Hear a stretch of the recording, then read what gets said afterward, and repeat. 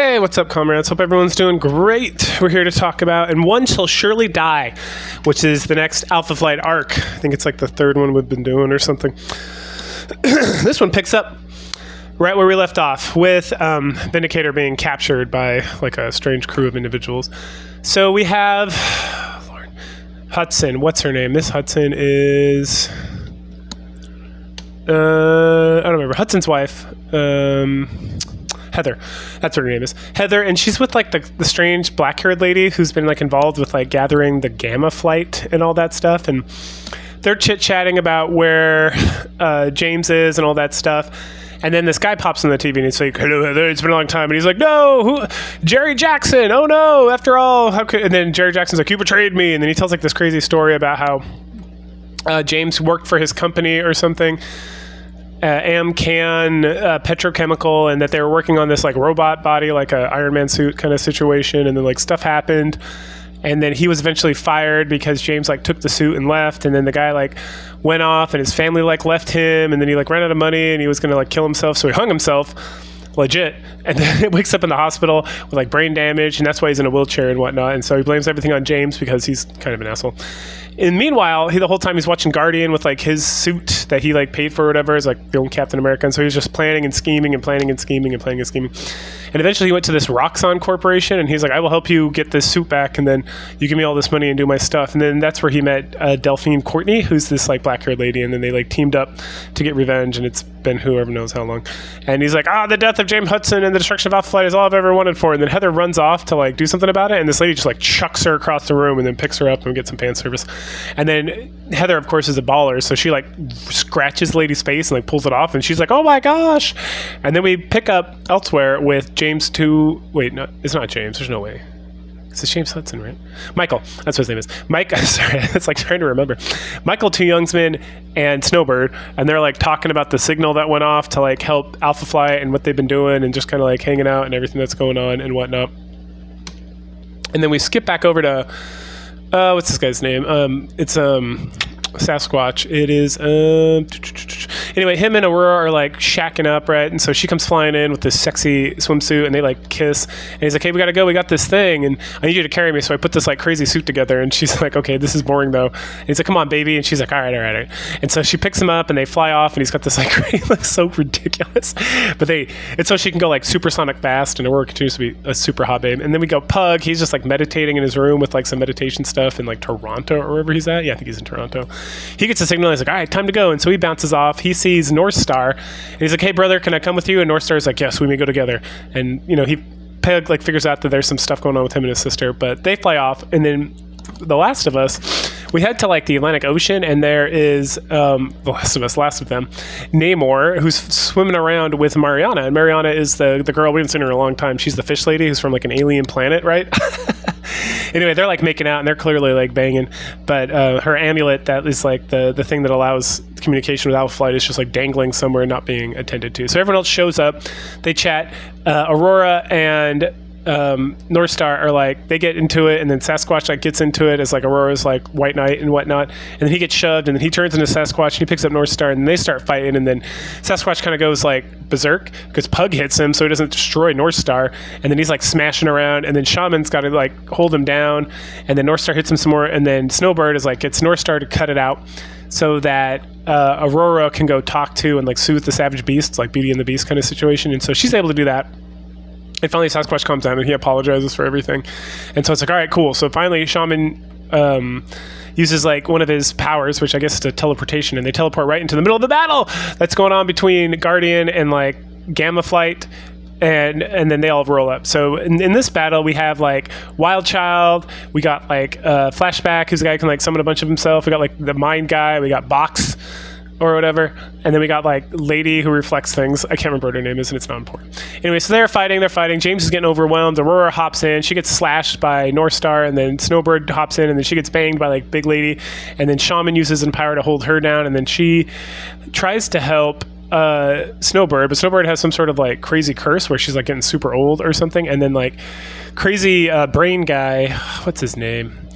Smart Alec. Smart Alec is like, oh, hoo, hoo, I'm going to see what's inside this medicine pouch that Shaman always uses. And Shaman's like, don't do that. That's a bad idea.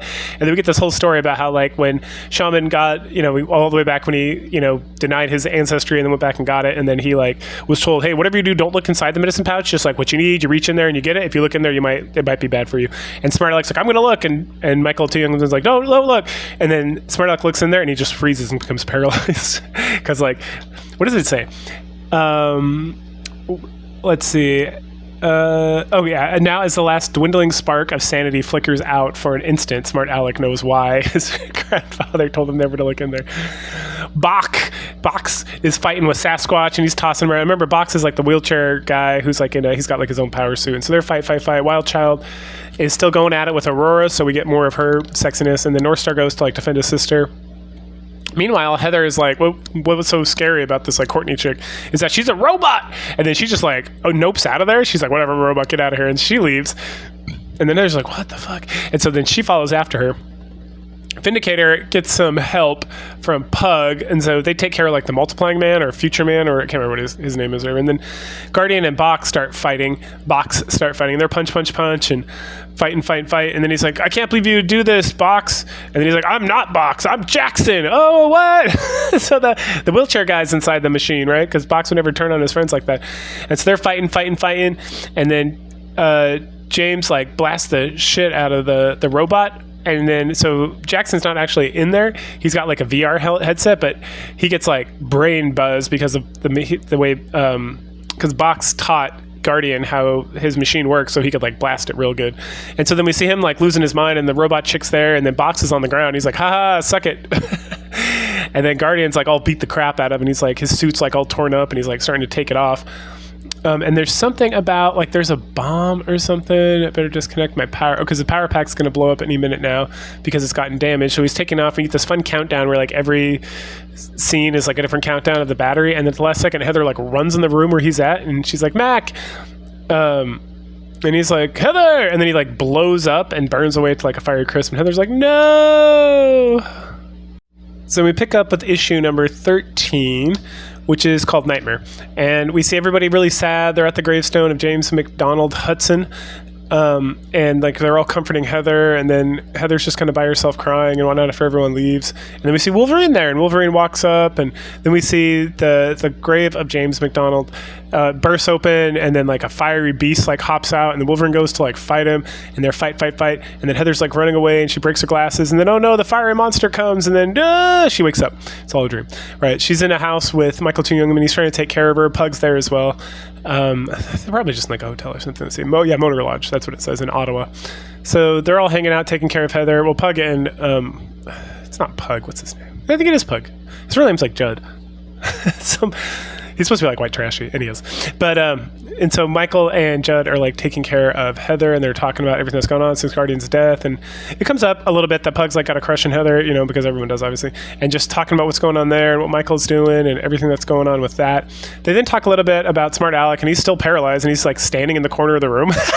They talk about him, and Michael's like, I gotta help this guy. And he's like, well, he's an asshole and like a bad guy. And Michael's like, yeah, but you know, it's my responsibility. It's like my pouch and something. And he talks about being like a doctor and being like a Saw Cree medicine chief and all this stuff.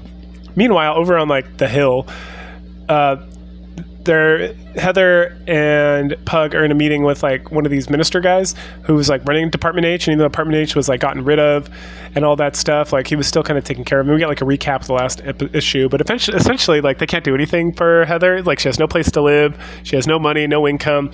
Department H doesn't really exist, so they can't like take care of her or anything. And there's like a change of administration. They badmouth Trudeau, like the first Trudeau, not the current Trudeau, who's much worse than his father, which is based. And then he's like, I wish I could help you with more, but there's nothing I can do. So then we head over to they're like a diner, like Pug, Heather, and I think Michael, and they're all talking about insurance and how she can't get like the death insurance or life insurance she had on James, because he's not legally dead until he's been disappeared for like 7 years. So she literally has like nothing and no place to live and no place to go. And something about like she hates her family, so she's not going to go there or whatever. And she's like, don't worry about me. I'm not beat yet. I won't let this stuff get in my way. And so her and Pug are gonna hang out. Michael's got to go do some other stuff, I guess. But we head elsewhere, and we see this guy running away from something, and then something nabs him and drags him into the water. All right, next we continue to follow. Well, we start off in issue number 14 with Snowbird. She's returning home. Her and Michael are hanging out in like the Yukon or something. She's thinking about how she's not truly an immortal. She's like half an immortal and not an immortal. And then, Michael comes up and they chit-chat more about how she found her and how she's only been alive for like 6 years or something. But she's like a grown woman. I'm trying to remember how old she is. They say it somewhere in here. Yeah, 6 years. I was right. So she's been alive less than 6 years, but she's like a grown woman. And then Shaman talks about going and doing something. And then something about there's like a corruption on Snowbird, because after they both leave, we see like a rock face and it's like burning away with like some sort of poison or whatever. Meanwhile, Heather and Pug are just like hanging out in Ontario Place. Home of the world's largest cultivated cinema in Toronto. And then they're having like a meal and all this stuff, and then they hear like some crazy alarm, so they run to where that is. Oh, not alarm, it's like a lady screaming, and she's like, oh no, something, my baby got taken and thrown in the water. And then Pug's like, ooh, I hate the water. And then Heather comes over and takes off her clothes, awesome, and dives into the water, and she's swimming around, and she finds like the baby carriage, and she grabs it, and she's trying to like pull it back up, but then like this tentacle monster grabs her and is like dragging her down, and then Pug's able to like yank her out and kind of resuscitate her, and she's like freaking out, and the police are freaking out, and the lady's freaking out, and then we see like this creature thinking to itself about how it needs to study and grow and learn and stuff. And then it's a lot of fan service with Aurora, which is always great. We see her like almost naked coming out of the shower and like drying her hair off and drying herself off, and then oh no, the crazy like what's it called, Puritan version of her is like trying to bash through the mirror to come back out, and she's like, let me out, and then Aura's like freaking out like, oh my gosh. Meanwhile, at the hospital, Pug is checking on Heather, and she's like, oh, I'm not feeling great. It kind of tells Pug about like all the craziness, and then Pug goes and talks to like his buddy who's like the chief police here. And the guy reveals like there's been like 16 murders in the last couple of weeks, all here by the river and something. And Pug's like, I need to look into this. And they think about like a case they both worked on at some point or something. Or they talk about Jaws or no. Okay, I remember.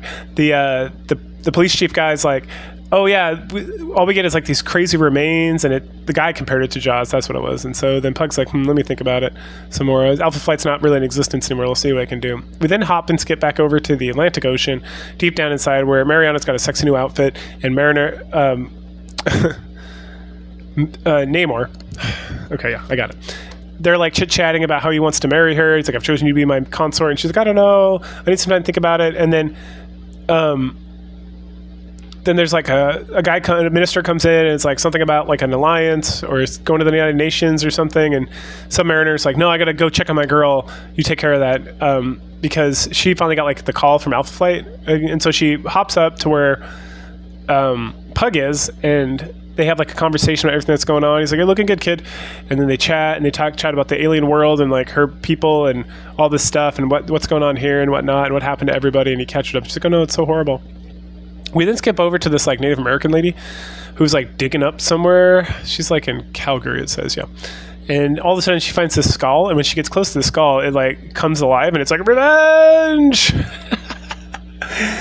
And she's like, oh my gosh, I'm gonna have to bury the hatchet that I've been holding on to for 15 years and actually go see my father, because this is crazy and I don't know what's going on. And issue 15 picks up with that guy that we talked to very briefly. His name's like Douglas Thompson or something. He's a sergeant. And then the Snowbird, who's going as Anne McKenzie, like shows back up to like this military base that she's been like ousted from. And he's like talking to her about stuff, and he's like completely in love with her.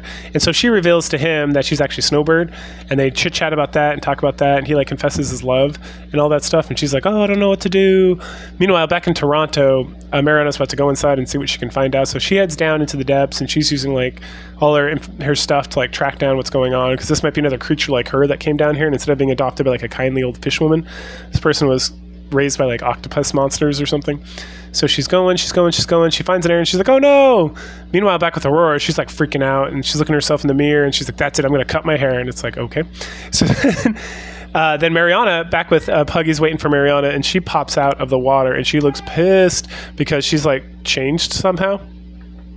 And so her and Pug like go back and forth, and they fight and they fight and they fight. He's throwing rocks, and something clear happened to her. So Mariner shows up, and he fights Pug because he thinks he's attacking Mariana. He doesn't know who this guy is, and then she like turns on him, and he's like, "What?" Meanwhile, we go to the girl who's, I don't know if we got a name yet. We got her name like a long time ago when we were doing like his stuff, but then she like barges into like this Native American clinic. Oh, Sarah. No, that's not Sarah. Sarah's the girl he's working on. And then she like bursts in there while Michael's like doing some work on some old lady, and she's like, "Hello, father. It's been a while." Oh, Elizabeth, that's her name. I knew we caught it somewhere. And he's like, "Elizabeth," and he's freaking out, and then like talking, and he wants to be friends again, and she's like, "Absolutely not. I don't need medical help. I need to talk to you as shaman." And he's like, meanwhile, we see this like crazy old guy with like a hat standing around watching Submariner fight Mariana, and they're going back and forth, and then back and forth. And the Pug wakes up, and he's going to go help, but then this guy like does some like Vulcan nerve pinch on her. And then Mariana and Submariner keep fighting. They fight. And then Submariner looks up and sees the guy with the hat, and the guy does like a Vulcan nerve pinch on him as well. And then we find out this guy is the master of the worlds. We thought this guy was dead. He was the guy who was getting the alien eggs, and he was going to like create an army and all that stuff up in like the north. But then Alpha Flight stopped him. But no, he's still alive. We thought he died, but he didn't die. Here he is, right? So he's clearly involved in this whole situation. And this leads us to issue 16. Where we're in like a fish robot thingy under the ground, and then Submariner and Pug are both like in sensor deprivation tanks watching this guy. What's his name? He has like an actual name. I don't think it's like Master of Worlds. Oh yeah, no, it is Master of the Worlds. That's how he styles himself. Okay, so he's like bad mouthing them, and they're going back and forth. Get like a quick recap of the previous battle when they fought like up north, and how the guy like escaped into the water and found like the fish thing, and it's like it was all destiny. And then we see Mariana. She looks even more ragged and monstrous, and he's like, "Oh, she's so lovely, isn't she?" And she's trying to break out of the shell, and they talk about her past, and then he like points to this other thing. And it's like, "Look, behold her brother." And then Submariner and Pug are like, "Holy cow."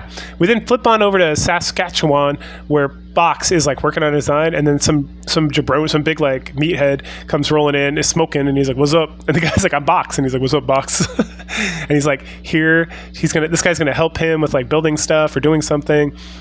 Mr. Jeffries is his name, and he's gonna get revenge for the murder of James Hudson. And they talk about that, and then they talk about this new Guardian, this new machine that he's building. And then Box like throws a whole box of junk at this guy, and he's like, "How am I supposed to help you?" And then the guy like stops it in midair because he's got telekinesis powers, and he reconstructs it into like a working arm because he's a transmutator or something. And then Box is like, "This is exactly why I need you." Meanwhile, back over in Toronto, we see Heather, who looks like what's his name from the Beatles?